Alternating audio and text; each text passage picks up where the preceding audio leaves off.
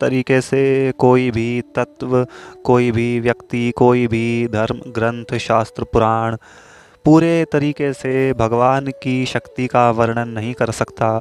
ठीक उसी तरह भगवान का नाम है। भगवान के नाम की शक्ति का भी कोई पूरे तरीके से वर्णन नहीं कर सकता।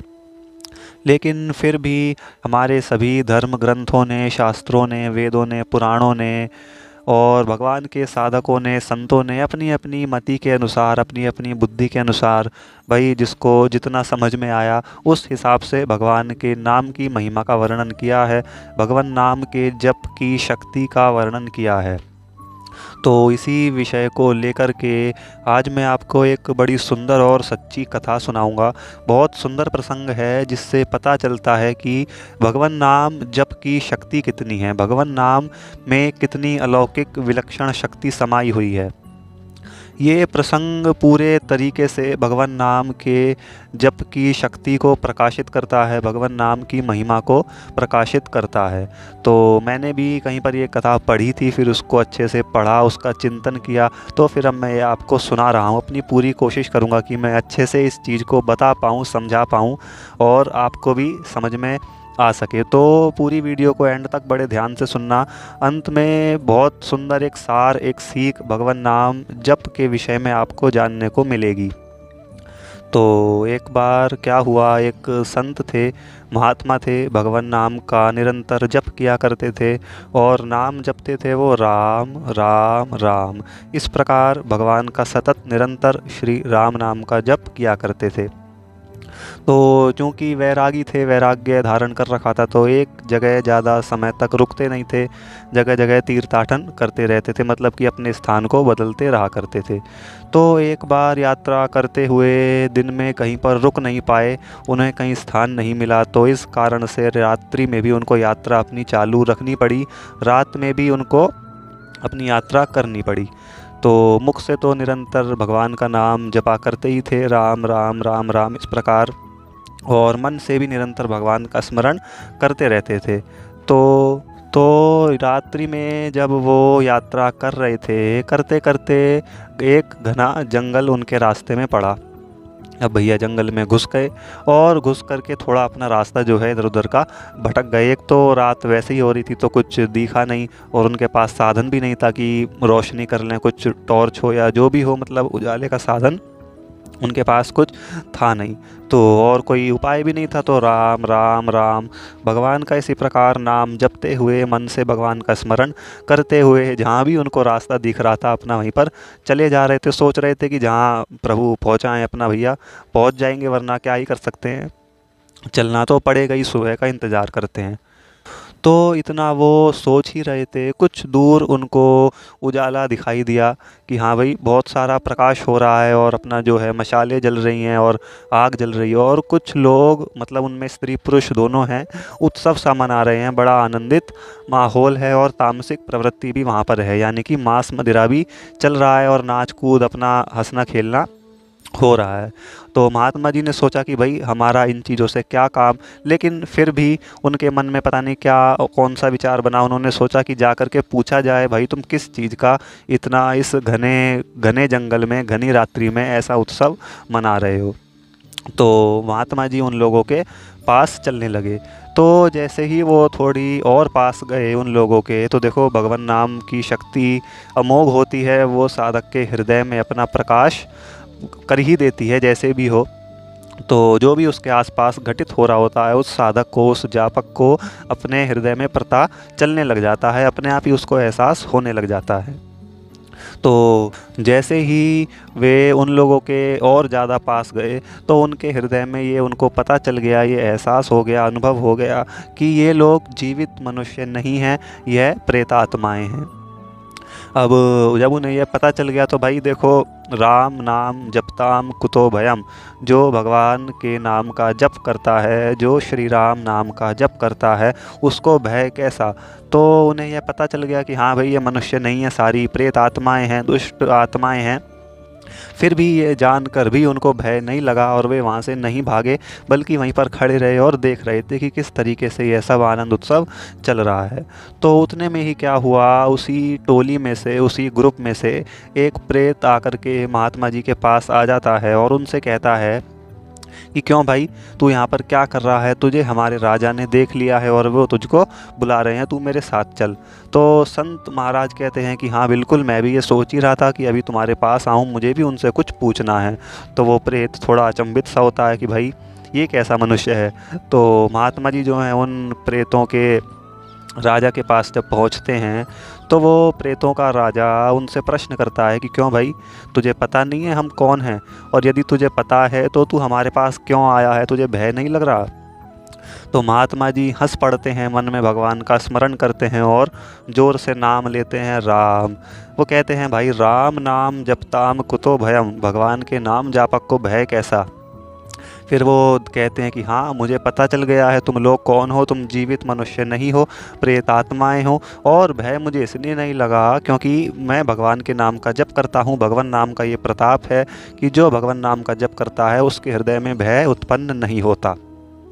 प्रेत कहता है कि यदि हम सब अभी मिल कर के तुझे मार दें, खा जाएं, तेरा अहित कर दें तो क्या हो? तो वो महात्मा जी गंभीर स्वर से कहते हैं कि सावधान, यदि तुम्हें ऐसा लगता है कि तुम मुझे मार दोगे तो ये तुम्हारी भूल है। इंसान के साथ कुछ भी होता है वो उसके कर्मों का फल होता है। यदि मेरा अभी मरना लिखा होगा तो ये मेरे पुराने कर्म होंगे। यदि मेरे कर्मों में ऐसा नहीं है कि मैं अभी ना मरूं, तो तुम जैसे तो लाखों करोड़ों प्रेत मेरे ऊपर एक साथ चिपट जाएं तो भी मेरा कुछ नहीं कर सकते। और फिर महात्मा जी कहते हैं कि भैया हम तो साधु लोग हैं, संत लोग हैं, यदि तुम मार भी दोगे तो भी हमें कोई परेशानी नहीं है। मौत तो हमारे लिए एक तरीके से आनंद का विषय है। हम मौत के डर को और जीने की इच्छा को त्याग चुके हैं, केवल भगवान के नाम का कीर्तन करते हैं और लोगों से भी यही भगवान नाम का उद्धारक कीर्तन करवाते हैं। तो वो प्रेत सुन कर के थोड़ा विस्मित सा होता है, उसकी भी बुद्धि हिलती है कि भाई जो जिस समाज में, मनुष्य समाज में कोई ये सुन ले कि हाँ भाई भूत है, प्रेत है, तो मनुष्य समाज पूरा कांपता है हमारी योनि से, हमारे नाम से कि हाँ भाई कोई प्रेत आ गया। लेकिन उनमें एक ऐसा निडर व्यक्ति भी है जो हमारे नाम से, जिसको भय नहीं लग रहा, बल्कि जो हमें ही कह रहा है कि तुम मार नहीं सकते। तो यही सब सवाल उस प्रेत के राजा के मन में चल रहे थे। इतने में ही महात्मा जी ने अपना जो उनके पहले मन में विचार चल रहा था, प्रश्न, वो उससे कर दिया कि भाई ये बता, तुम सब यहाँ पर इतना उत्सव क्यों मना रहे हो? आज ऐसी कौन सी बात है? ये तुम्हारा इतना नाच गाना, मांस खाना, मदिरा पीना, ये सारे प्रवृत्ति तुम्हारी क्यों चल रही है? तो वो प्रेतों का राजा जो है वो महात्मा जी से कहता है कि भाई कल मेरी बेटी की शादी होने वाली है, जो काफ़ी समय से कुंवारी थी, उसके योग्य कोई वर नहीं मिल रहा था। तो कल मेरी बेटी की शादी है, उसी उपलक्ष्य पर हम सब उत्सव मना रहे हैं। तो अब देखना, ध्यान से सुनना इस प्रसंग को कि इसमें क्या क्या होता है। तो महात्मा जी बोले, अच्छा तो मैं भी तो देखूं तुम्हारा जमाई कौन है और कहाँ पर है, जरा अपने बेटी के वर से मुझे भी मिलवाओ। तो वो प्रेतों का राजा जो है वो उन महात्मा जी से कहता है कि भाई अभी वो मनुष्य जीवित है, अभी वो मरा नहीं है। भाई यदि वो प्रेत हैं तो उनके जो मतलब सगी रिश्तेदारी में होंगे, जो जिनसे उनका संबंध बनेगा वो भी तो उन्हीं योनि वालों से बनेगा, यानी कि आत्माओं से बनेगा। भूत आत्मा, प्रेत आत्माओं से कोई जीवित मनुष्य से कैसे अपना वो संबंध बना लेगा? तो वो प्रेतों का राजा जो है महात्मा जी को बात बताता है कि पास ही इस नदी के किनारे एक गांव है, उसी में एक श्रीमंत का बेटा जो है काफ़ी समय से बीमार चल रहा है। कल शाम को उसकी मौत होगी और वो निश्चित, उसके कर्म इतने बुरे हैं कि वो हमारी प्रेत योनि को प्राप्त होगा और उसी से कल शाम को मेरी बेटी का विवाह हो जाएगा। तो महात्मा जी कहते हैं, अच्छा भैया चल ठीक है, जो भी है जैसे भी है। तो अपना ये प्रश्न उनके मन में था, उन्होंने यह पूछ लिया, वहाँ से निकल पड़े। तो अब उन महात्मा जी के मन में पता नहीं क्या आई, भगवान की प्रेरणा कैसे उत्पन्न हुई उनके मन में। उन्होंने सोचा कि चलो इस व्यक्ति से मिला जाए जो धनवान श्रीमंत का बेटा है, जिसकी कल मौत होने वाली है। तो महात्मा जी ने सोचा भाई मौत को तो मैं रोक सकता नहीं, लेकिन चलो उसके पास बैठ करके कुछ उसको राम का नाम ही सुनाया जाए, जिससे उसका जितना भी है थोड़े बहुत कर्मों का तो उद्धार हो ही जाएगा। अब वो रात में ही अपना जो है नदी के किनारे गांव में पहुंच गए। सुबह हुई तो उन्होंने गांव वालों से पूछना शुरू किया, भाई यहाँ पर कोई धनवान किसी श्रीमंत का बेटा है क्या, जो काफ़ी समय से बीमार चल रहा है। तो श्रीमंत कहते हैं गांव के सबसे बड़े धनवान को, क्योंकि वो प्रसिद्ध था ही तो हर गांव वाले ने उनको उस घर का रास्ता बता दिया। अब संत महात्मा जी जो है उस श्रीमंत के घर पहुंचे। भाई सब ने साधु जान करके सबको अंदर बुला लिया, स्वागत सत्कार किया। तो देखा उन्होंने कि एक व्यक्ति जो है घर के बीचों बीच अपना खाट पर पड़ा है और बुरी तरह उसको रोग घेरे हुए है। तो घर वालों ने बताया कि पुराने 1 साल से ये इसी तरह रोग से ग्रसित है। तो वो बेसुध था, बेहोश था, उसको इतना होश नहीं था। पास जाकर के महात्मा जी ध्वनि करते हैं राम। यह सुन करके उसकी थोड़ी सी आँख खुलती हैं। वो अपने पास एक साधु को देख करके चकित होता है, अचंभित होता है और बुरी तरीके से रो पड़ता है। रो इसीलिए पड़ता है कि उसको अपने सभी पुराने कर्म याद आने लगते हैं। कहता है, बाबा अब मेरा भगवान के पास जाने का समय आ रहा है। मैं भगवान को अपना क्या मुंह दिखाऊंगा, भगवान के दरबार में मैं कैसे जाऊंगा। मेरे तो कर्म ही ऐसे हैं जिनका खुद मेरे पास कोई जवाब नहीं है। अब जब वहाँ से वो पूछेंगे कि भाई तूने ऐसा क्यों किया, कैसे किया, क्या है ये सब, तो मेरे पास तो कोई जवाब होगा ही नहीं। तो महात्मा जी उसको ढांढस बंधाते हुए कहते हैं कि तू निश्चिंत रह, चिंता मत कर। जिस तरह भगवान पतित पावन है, ठीक उसी तरह उनका नाम भी पतित पावन है। तो वो उसको उसी क्षण उपदेश देते हैं कि तू अपने सारी वृत्तियों को रोक करके, अपने मन को वश में करके केवल एक राम नाम पर ही अपना सारा ध्यान केंद्रित कर दे। तेरे पास जितना भी समय है तू केवल उस नाम का जप कर। राम राम राम निरंतर तू इसी को नाम को जप ले। तो वो कहता है, सोचता है कि भाई पूरे जीवन तो कुछ किया नहीं, अब अंत समय में जो उपदेश मिल रहा है उसे तो मैं ले लूं। तो वो उसी क्षण से सारी चिंताएं हटा करके राम राम जपना शुरू कर देता है। तो जैसे जैसे अपना शाम होती है, भाई उसका रोग बढ़ता जाता है, क्योंकि मृत्यु का समय उसका निश्चित था। महात्मा जी को तो ये बात पहले ही पता थी। भैया वो मरने की उस पे आता है तो बड़ा मचलता है और सभी लोग आसपास इकट्ठे हो जाते हैं। उतने में ही महात्मा जी समझ जाते हैं कि अब इसका ऊपर जाने का समय आ गया। तो वे महात्मा जी धीरे से झुपके से जा कर के भीड़ में से निकल करके, भाई आसपास उसके घर वालों की भीड़ थी, निकल करके उसके कान में जा कर के कहते हैं, मेरा उपदेश भूलियो मत, जपले राम राम राम, तेरे सब कारज बन जाएंगे, तेरा उद्धार हो जाएगा। तो कुछ इस प्रकार का महात्मा जी उसको याद दिलाते हैं, एक तरीके से स्मृति कराते हैं कि तू इन सब चीज़ों में भी राम नाम मत भूल जाइयो, अभी भी याद कर ले, तेरे पास जितना समय है उतना उसका उपयोग कर ले। तो ऐसा करते करते कुछ ही समय में वो उसके प्राण पखेरु उड़ जाते हैं, वो उसकी मृत्यु हो जाती है। अब भैया जो है अपना सब, जो इंसान मर जाता है तो जो तैयारियां होती हैं उस घर में वही होने लगी, अपना मतलब शमशान ले जाने की और जो है चिता सजाने की, ये सब चीज़ें होने लगी। उसमें महात्मा जी क्या ही करते, वो वहाँ से अपना निकल पड़े। तो उन्होंने वापसी जाने का भी अपना वही रास्ता चुना, जंगल में से गुजर के जा रहे थे।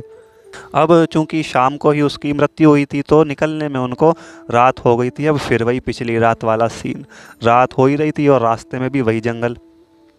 अब आज फिर से उनको वही प्रेतों की टोली मंडली दिखाई पड़ी।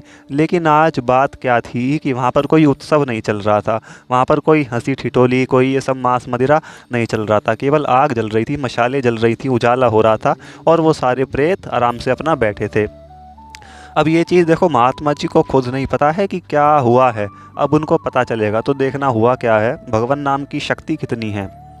तो महात्मा जी ने सोचा, उन्होंने देखा दूर से, उन्होंने देखा यार ये तो वही प्रेत मंडली है जो मुझसे कल मिली थी।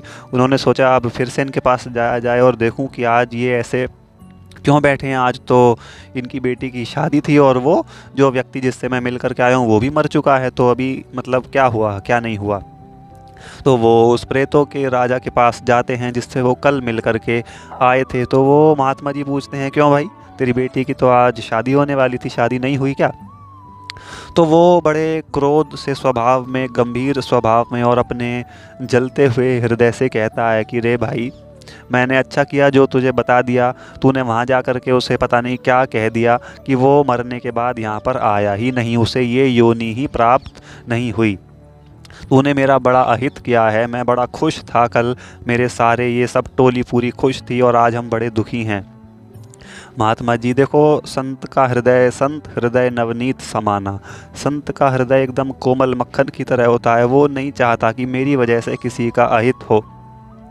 तो महात्मा जी भी बड़े अचंभित से होकर के पूछते हैं कि भाई क्यों, मुझे माफ़ कर दे, मैंने तेरा क्या अहित कर दिया। बेशक से तू प्रेत है, लेकिन मैं नहीं चाहता कि मेरी वजह से किसी प्रेत आत्मा का भी अहित हो। तो वो देखो, प्रेतों के पास शक्ति होती है, ये वो सब चीज़ जान जाते हैं। अब उस प्रेतात्मा ने महात्मा जी को बताया कि मैंने तेरे को कल सारा प्रकरण अपना सुना दिया कि मेरी बेटी है और कल एक व्यक्ति मरने वाला है, उसके कर्म ऐसे हैं कि वो मरने के बाद प्रेत योनि को प्राप्त होगा, तब उससे मेरी शादी होगी। तो तेरे मन में पता नहीं क्या आई, तू उसके पास चला गया और तूने उसे बता दिया राम राम जप ले। तो जितना उसने बहुत थोड़े समय ही, क्योंकि उसके पास थोड़ा सा समय बचा ही था, और तुमने जाकर के उस थोड़े समय को ही उसे को बता दिया कि तू राम राम जप ले। तो प्रेत कहता है कि भाई तुमने उसे यह उपदेश दे दिया भगवान का नाम जपने का, उसने उस थोड़े से समय में ही राम जी का नाम जपा, उसके प्रताप से उसके कुछ ऐसे कर्म भस्म हो गए, क्योंकि उसने अपने पूरे भाव से एकदम आर्त होकर के भगवान को पुकारा था तुम्हारे उपदेश के कारण। तो उसके ऐसे कर्म जो थे जिनसे उसको प्रेत योनि प्राप्त होनी थी, वो उस थोड़े से समय में ही नष्ट हो गए।